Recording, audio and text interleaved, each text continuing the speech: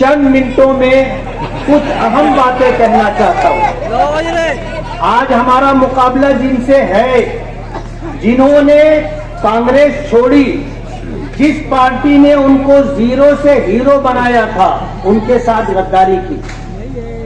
बाद में पछतावा हुआ, कांग्रेस के दर पर जाकर नाक रगड़ते रहे और एक मर्तबा नहीं 10 मर्तबा गए, लेकिन कांग्रेस पार्टी ने उनको टिकट नहीं दिया।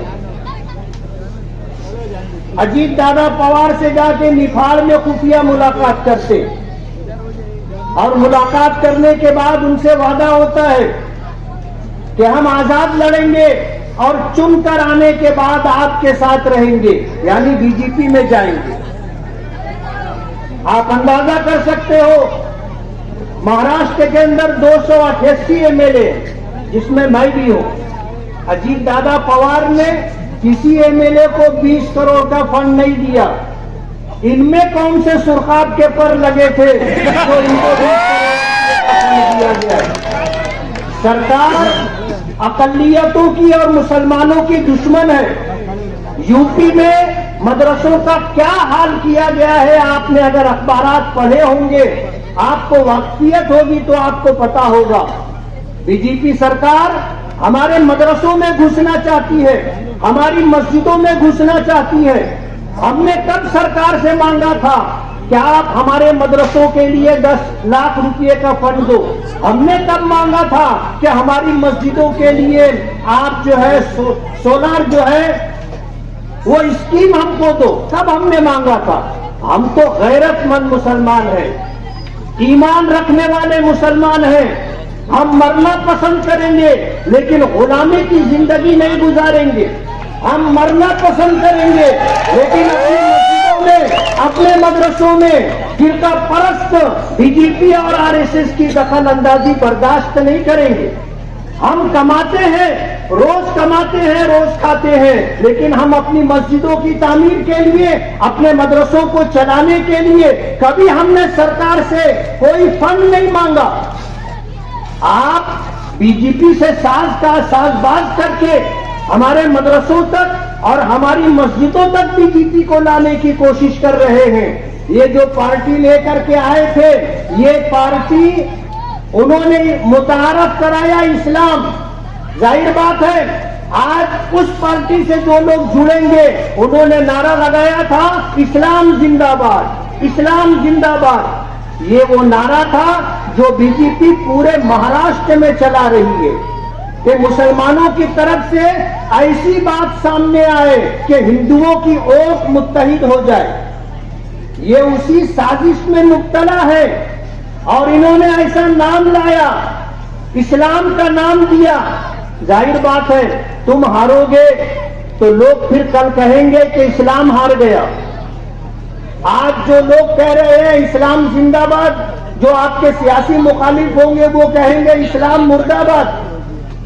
अल्लाह जज़ाए खैर के शहर के उलमा को, शहर के अइम्मा को, जिनसे इनको शेख रशीद साहब और उनके खानवादे को घिन आती है, उन्होंने रात के 1:30 बजे फतवा दिया कि ये नाजायज और नाकाबिले कबूल है। 24 घंटा नहीं हुआ, ये कांग्रेसी, पैदाइशी कांग्रेसी थे, इस्लाम में दाखिल हुए थे और 24 घंटा नहीं हुआ, इन्होंने ऐलान कर दिया कि हमारा इस्लाम से कोई ताल्लुक नहीं है। जिनको हमने झंडा और डंडा दिया था वो उसको अपने घर में संभाल करके रखे। बीजेपी अकलियतों की और खास तौर पर मुसलमानों की सख्त दुश्मन है। आज पूरे हिंदुस्तान में वक्फ की अमलाक 2 लाख एकड़ से ज्यादा जमीनें हैं। आज बीजेपी ये चाहती है कि वक्फ पर से मुसलमानों का हक खत्म हो जाए। जो वक्फ तरमीमी बिल हाउस में लाया गया था, उस वक्फ तरमीमी बिल के जरिए से सरकार ये कोशिश कर रही है कि मुसलमानों को देना तो कुछ नहीं है, लेकिन उनकी अमलाक, उनकी जायदाद, उनके मदरसे, उनकी मस्जिदें, उनके मकातिब, उनके यतीम खाने सब उनसे छीन लिए जाए। जब औकाफ हमारे बाप दादा ने, हमारे बुजुर्गों ने अल्लाह के लिए वक्फ किया था, आज उन औकाफ की जमीनों पर बीजेपी कब्जा करना चाहती है और ये उसका साथ दे रहे। मैं आपको बताना चाहता हूं कि इस हिंदुस्तान में हम मुसलमानों के खिलाफ बीजेपी जो प्रोग्राम बना रही है वो एनआरसी का प्रोग्राम, वो सीएए का प्रोग्राम है कि हम हिंदुस्तान में रह करके अपने आप को हिंदुस्तानी साबित करने के लिए सारे पेपर हमको मुहैया कराने होंगे। आसाम देख लीजिए, वहां कितने लोग हैं कि शौहर जेल में है, बीवी घर पर है, बाप जेल में है, माँ घर पर है, कहीं बीवी जेल में है, शौहर घर पर है, बच्चे जेल में है, माँ बाप जो है घर पर है। यानी डिटेंशन कैंप में कितने मुसलमानों को डाल दिया गया। अल्लाह जज़ाए खैर दे हजरत मौलाना सैयद अरशद मदनी दामद बरकातहुम को।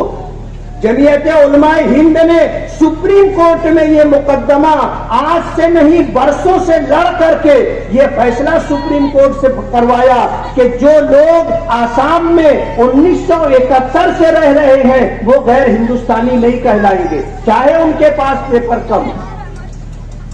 ये पूरे मुल्क में एनआरसी के नाम पर मुसलमानों को गैर मुल्की बनाने की साजिश है। जाहिर बात है हमें हिंदुस्तान से निकाल नहीं सकते, कोई मुल्क को हमें कबूल नहीं करेगा, कोई हमें पनाह नहीं देगा। हमें हिंदुस्तान में खुली और ओपन जेल में रखने का प्रोग्राम बीजेपी बना रही है और ये बीजेपी के हमने वाला हम प्याला बन करके मालेगांव के आवाम की वोटों को ले करके पूरे हिंदुस्तान के मुसलमानों को दुख और तकलीफ में डालना चाहते। मैं आपको बताना चाहता हूं कि ये आज हर 2 नंबर का काम जो शहर में हो रहा है उसकी सरपरस्ती करते हैं, उसके पार्टनर बनते हैं, उनसे हफ्ता वसूलते हैं और यही पैसा पुलाव बना करके आपको खिला रहे हैं। हराम का खुद खा रहे हैं, लोगों की आमदनी, हराम की आमदनी में पार्टनरशिप ले रहे हैं, लोगों से छोटा काम करने वालों से हफ्ता ले रहे हैं और शहर के लोगों को किसी गलत रुख पर ले जाना चाहते।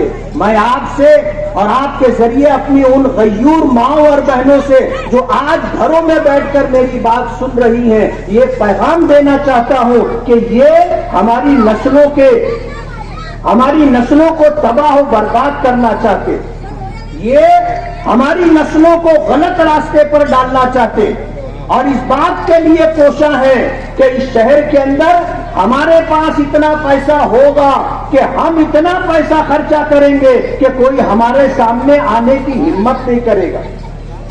आपको अल्लाह जज़ाए खैर दे, जब 2009 में मैंने आवाज दी थी कि इस शहर में जो लोग गलत कारोबार में मुब्तला हैं, अगर उनके सामने मैं उम्मीदवारी कर रहा हूं तो आप मुझे जमीन की आवाज पर रोक दो और अपनी जायज और हलाल कमाई का 1 रुपया दो, तो आपने मुझे नवाजा था।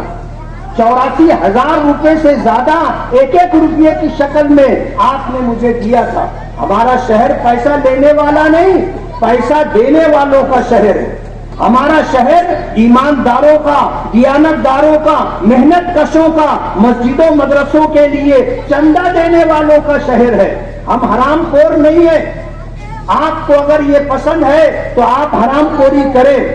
मैं आज आपसे वोट की अपील करना चाहता हूं और आपको ये बताना चाहता हूं कि अगर मेरी जात से आपको फायदा नहीं पहुंचा होगा, ऐसा हो सकता है, लेकिन मैंने कभी आपको नुकसान नहीं पहुंचाया।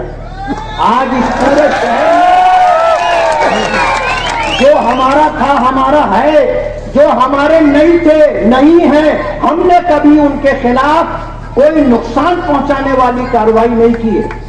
ये हो सकता है कि हमने आपकी उम्मीदों के मुताबिक काम नहीं किया होगा, लेकिन हमने कभी किसी के काम में टांग नहीं डाला। हमने नशे का कारोबार नहीं किया, हमने आपके बच्चों को नशेड़ी नहीं बनाया, हमने आपको चोरी के रास्ते पर नहीं डाला। कि आप प्लास्टिक का कारखाना चलाओ और चोरी की बिजली इस्तेमाल करो और हमको हफ्ता दो।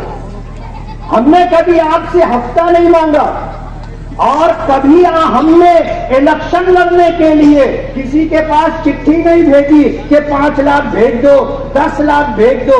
हम अगर लड़ते हैं तो ऊपर वाले के भरोसे पर लड़ते हैं और आप हमारे वोटर हैं।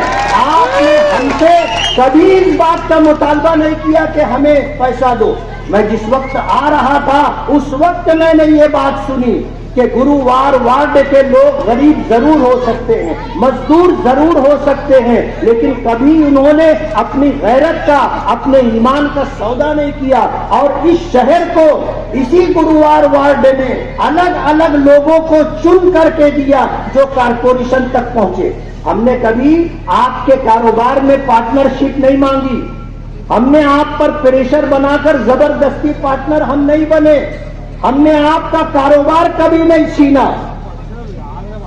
आज जिनसे हमारा आमना सामना है, आप समझ सकते हो कि जो कुछ मैंने कहा है ये सब कुछ वो कर रहे हैं, उनके लोग कर रहे हैं। और शहर के लोगों से कारोबार छीनना, उनके कारोबार में पार्टनर बनना, शहर में ओपन स्पेस के टुकड़े डाल करके सरकारी जमीनों की, नालों की भरपाई करके गैर कानूनी तरीके से जमीनों के टुकड़े बेचना, ये काम हमने कभी नहीं किया। हमने इस शहर को एक अच्छा रुख देने की कोशिश की है। इस्लाह मुआशरा के उन्वान से हमारी तहरीक थी, एक लंबी तहरीक थी। आज भी अल्हम्दुलिल्लाह हम ये चाहते हैं कि हमारा शहर जैसे मस्जिदों का, मीनारों का, मदरसों का और मकातिबे दीनिया का, उलमा का, उपवास का शहर कहलाता है, ये शनाख्त तो बाकी रहे। मैं आपको मुबारकबाद दूंगा कि आप अपने बच्चों को हाफिज़े कुरान बना रहे हैं, आप अपने बच्चों को आलिमे दीन बना रहे हैं, लेकिन कुछ लोग हैं जो आपके बच्चों का मुस्तकबिल तबाह और बर्बाद करने के लिए उनसे नशे का कारोबार करवा रहे, उनको नशे का आदी बना रहे हैं और थोड़ा सा ज्यादा कमाकर थोड़ा सा दे करके उनको गलत रास्ते पर 2 नंबर के काम पर डालने की कोशिश कर रहे हैं। मुझे कहना तो बहुत कुछ है।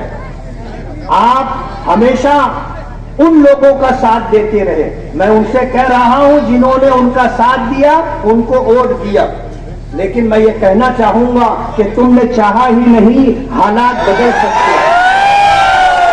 तुमने चाहा ही नहीं, हालात बदल सकते थे। मेरे आंसू तेरी आंखों से निकल सकते थे। 2 कदम साथ मेरे चल के तो देखा होता, खुद ब खुद तेरे ख्यालात बदल सकते थे। बहुत बहुत शुक्रिया।